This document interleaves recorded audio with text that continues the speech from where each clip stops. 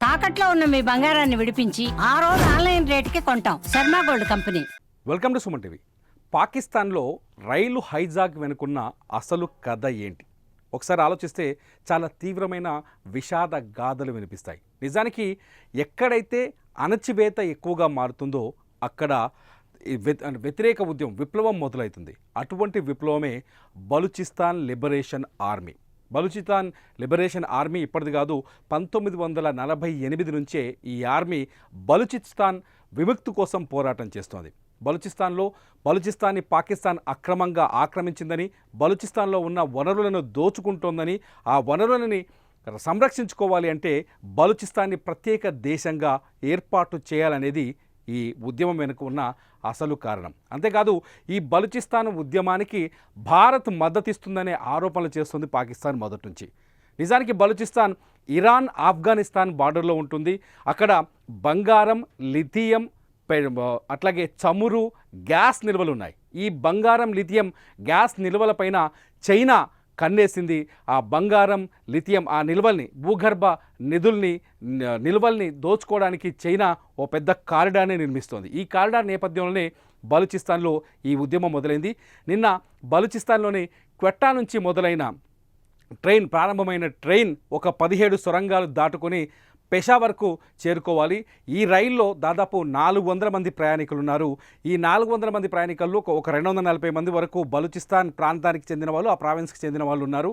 ఒక 182 మందిని బలూచిస్తాన్ ఏతర అంటే వాళ్ళు ఆర్మీ ఉన్నారు, అందులో పారామిలిటరీ వాళ్ళు ఉన్నారు, ప్రభుత్వ ఉద్యోగులు ఉన్నారు. వీళ్ళని ఈ 182 మందిని ఏదైతే బలూచిస్తాన్ లిబరేషన్ ఆర్మీ వాళ్ళని బందీలుగా పట్టుకుంది. మిగతా 102 మందిని భద్రతా సిబ్బంది విడిపించినట్టుగా మనకి ఇప్పుడు సమాచారం అందుతోంది. ముఖ్యంగా ఈ బలూచిస్తాన్లో ఇంత పెద్ద ఘోరం జరగడానికి మొదటి కారణం ఏంటి అని ఒకసారి చూస్తే ప్రస్తుతానికి కనిపిస్తున్న అతిపెద్ద కారణం చైనా నిర్మిస్తున్న ఏదైతే కారిడార్ ఉందో, చైనా ఆ కారిడార్ నిర్మాణానికి వ్యతిరేకంగా ప్రస్తుతం అక్కడ తీవ్రమైన యుద్ధం కొనసాగుతుంది.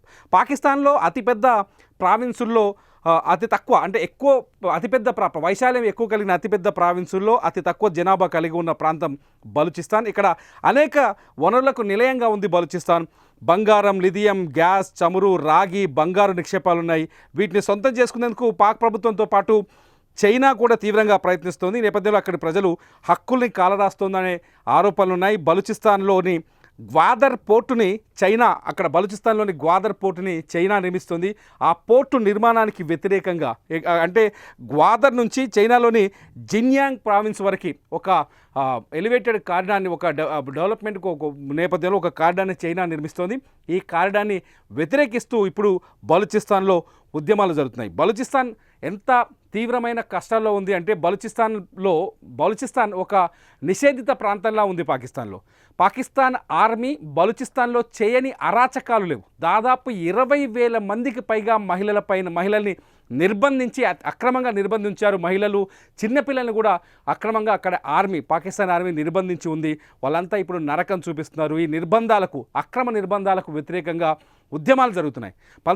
ఈ ఉద్యమాల నేపథ్యంలో ఈ ఉద్యమాలు అనేక మలుపులు జరుగుతున్నాయి. ఈ ఉద్యమాల నేపథ్యంలోనే ఇవాళ ట్రైన్ హైజాక్ వరకు వెళ్ళినట్టుగా మనకు బలూచిస్తాన్ ఆర్మీ వాళ్ళు ప్రకటించడాన్ని బట్టి తెలుస్తుంది. అంతేకాదు పాకిస్తాన్ ఆర్మీ వెళ్ళి ఆ ఏరియాలో మహిళలపైన అత్యంత దారుణంగా, పాశవికంగా అఘాయిత్యాలకు, అత్యాచారాలకు పాల్పడుతుంది. ఇది ప్రపంచం మొత్తం చూస్తోంది. పాకిస్తాన్లో ఆ బలూచిస్తాన్లో ఉన్న నిధులను, భూగర్భ వనరులను దోచుకోవడానికి చైనా కుట్ర నేపథ్యంలోనే బలూచిస్తాన్ని వదులుకునే స్థితిలో లేదు పాకిస్తాన్. అందుకనే బలూచిస్తాన్ని బలవంతంగా పాకిస్తాన్తో కొనసాగేలా సైనిక చర్యలు చేపట్టింది. సైన్యాన్ని పంపించి అక్కడ అఘాయిత్యాలకు, దారుణాలకు పాల్పడుతుంది.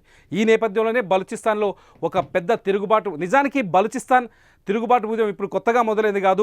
భారత్ నుంచి పాకిస్తాన్ విడిపోయిన వెంటనే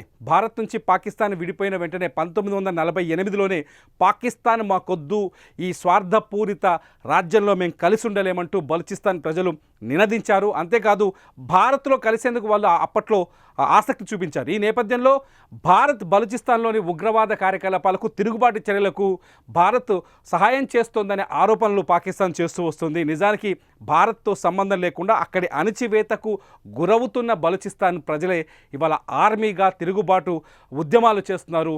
ఈ ఉద్యమాల్లో అనేక మంది ఇప్పటివరకు ప్రాణాలు కోల్పోయారు. ఈ ఉద్యమం నేపథ్యంలోనే ఇవాళ ఏదైతే ట్రైన్ జాఫర్ ఎక్స్ప్రెస్ ఏదైతే ఉందో బలూచిస్తాన్లోని క్వెట్టా నుంచి ప్రారంభం వస్తున్న ట్రైన్ ఏదైతే ఆ ట్రైన్ని హైజాక్ చేశారు. ఇది మొత్తంగా సూక్ష్మంగా చెప్పాలంటే బలూచిస్తాన్లో జరిగిన ట్రైన్ హైజాక్ వెనుక ఉన్న అసలు కథ.